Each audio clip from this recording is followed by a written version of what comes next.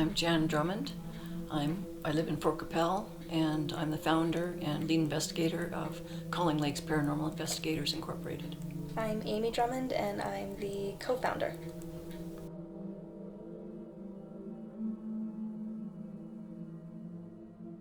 You have to remember that when you're investigating, you need to get rid of the logical explanations first.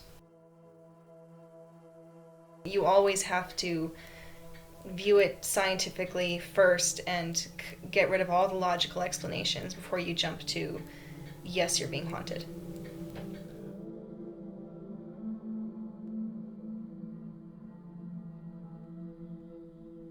Well, in most cases, I won't say that something's impossible. We try to remain as open-minded as we can about just about everything when it comes to the paranormal.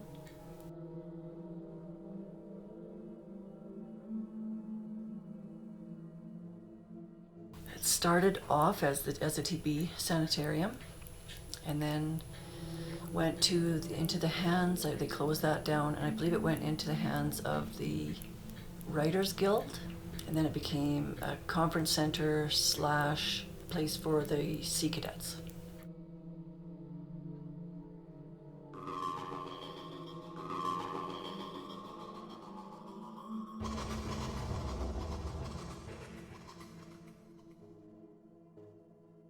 Now, Nurse Jane, I don't think was real in the sense that there was never any nurse that we know of that hung herself and flew out of the window by this certain building. That was made up to add to the ghost tour, but there was some stuff that went on that I'm really not sure of. I'm assuming that a nurse probably died out there. And probably not, maybe she took her own life, couldn't stand the suffering anymore. It could be one specific nurse, or it could be several ghosts of nurses, and then rather than talking about all these different stories of I saw a nurse here, or this experience and this experience, they just kind of compiled it to Nurse Jane. Well, we have an entity that we've captured that is the outline of a nurse, and she's only there for a few seconds. You kind of come around the corner and she's there. You can see the outline of her. She's kind of a green iridescent, and you can see the outline of a nurse's cap, and she's standing sort of like this with her arm out, and she disappears after a few seconds pretty quickly. Oftentimes we'll see orbs going by, and we have to be very careful to make sure that everything settles down, because you can also be picked up and thought of as dust. But once you get some experience, you tend to get to know what's an orb and what's dust on video.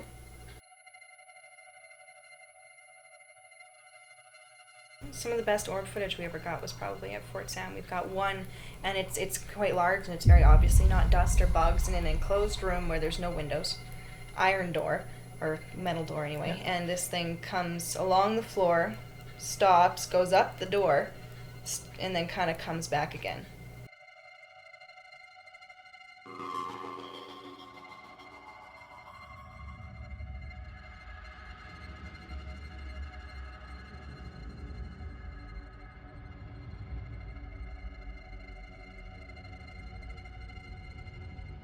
One time a girl was part of a ghost tour, and this orb appeared and was just kind of hovering, and then she was getting scared by whatever was in this room.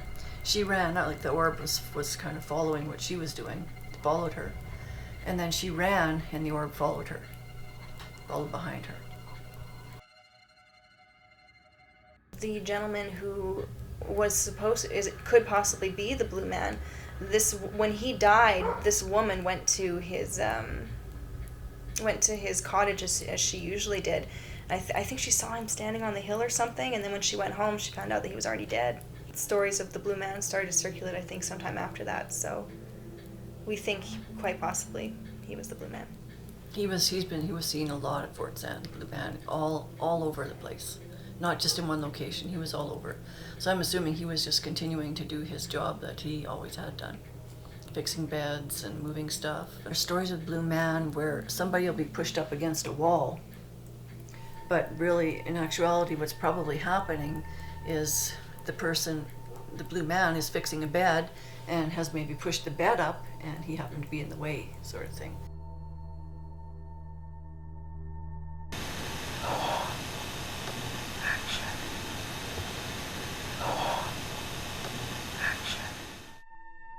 Ordinarily, when we caught them, they weren't answering any questions that we were saying. We just happened to catch something on camera.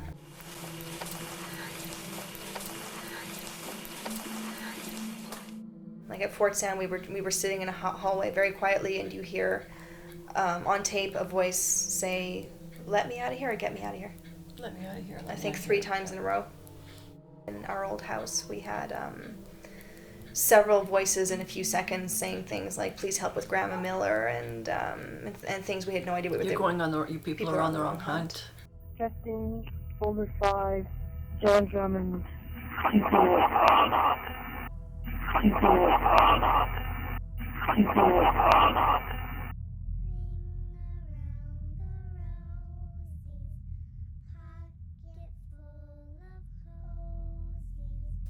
With kids who were haunting Fort San, it's not because they're trapped there. It's they can come and go as they want. It's just kids love to get up and play, and back then the cure was bed rest.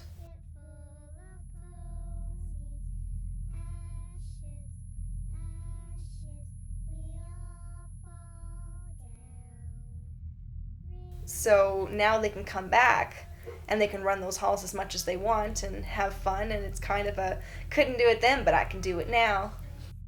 These guys were on the children's ward, and they were just kind of staking things out and had some cameras set up and just seeing what happened. And they started playing, you were playing tag. We started playing tag with them, and we would tag each other, and then we'd just kind of reach out and tag space and say, "Okay, now you're it." And then we'd all just kind of run around until eventually you would feel something tag you, but it wasn't any of the people that were there. There's a little girl on the children's ward that used to go running up and down the halls all the time, and you could hear her running. And then she'd disappear into a room, and you go and look into that room, and there'd be nothing there.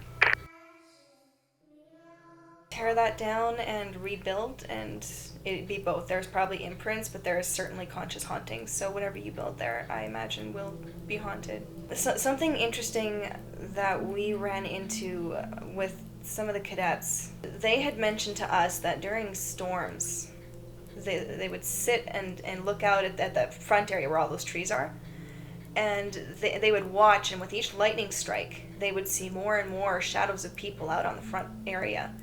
And some of the things that we wonder about is the buildings that have been knocked down, are they wandering the grounds now? What haunted those buildings? The buildings are no longer there, it's all grassed over, and so now do they just wander the grounds?